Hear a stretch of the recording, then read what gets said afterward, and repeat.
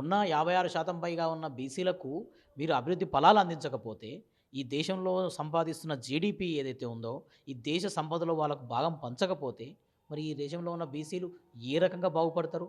వాళ్ళకి ఏ రకంగా వాళ్ళు ఉన్నతిలోకొస్తారు? కాబట్టి మేము కేంద్ర ప్రభుత్వాన్ని ఖచ్చితంగా 2,00,000 కోట్లు మీరు కేటాయించాలని డిమాండ్ చేస్తున్నాం. అలాగే మీరు చూస్తే ఎంత అన్యాయం అంటే గడిచిన సంవత్సరం 4,000 కోట్లు కేటాయించారు. కేటాయించిన 4,000 కోట్లను కూడా పూర్తిగా ఖర్చు చేయలేని పరిస్థితి. ఎందుకొస్తుంది ఈ పరిస్థితి? అంటే దేశంలో ఉన్న బీసీలకు ఓబీసీ ప్రత్యేక మంత్రిత్వ శాఖ లేకపోవడం వల్ల. ఒకవేళ ఓబీసీ మంత్రిత్వ శాఖ ఉంటే కేటాయింపులనేవి ఆ శాఖ ద్వారా జరుగుతాయి.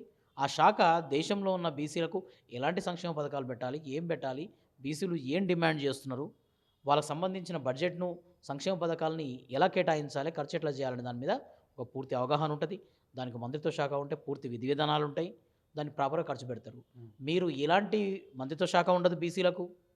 కేటాయించిన 4,000 కోట్లు కూడా ఖర్చు పెట్టే పరిస్థితి ఉండదు. మరి ఎంత దారుణమైన విషయం. సో, ఈసారి వస్తున్న కేంద్ర బడ్జెట్‌లో ఖచ్చితంగా బీసీలకు 2,00,000 కోట్లు కేటాయించాలని చెప్పి మేము జాతీయ బీసీ సంక్షేమ సంఘం తరపున డిమాండ్ చేస్తున్నాం. ఖచ్చితంగా ఈ విషయం పైన మేము ఈ రెండో వారంలో ప్రధానమంత్రి గారిని కలవబోతున్నాం. జాతీయ బీసీ సంక్షేమ సంఘం జాతీయ అధ్యక్షులు, BC JAC chairman R Krishnaiah గారి నేతృత్వంలో BC delegates team Narendra Modi గారిని కలవబోతున్నాం. ఈ విషయం పైన మేము సంప్రదింపులు కూడా జరుపుతున్నాం.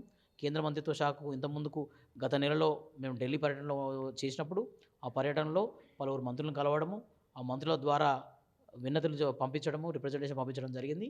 మరి ఈ వేదిక ద్వారా ఈరోజు మేము 2,00,000 కోట్లు కేటాయించాలన్న మా విజ్ఞప్తిని కేంద్రం పట్టించుకోవాలి. ఈసారైనా ఖచ్చితంగా అమలు చేయాలని చెప్పేసి ఈ వేదిక ద్వారా తెలియజేస్తున్నాం.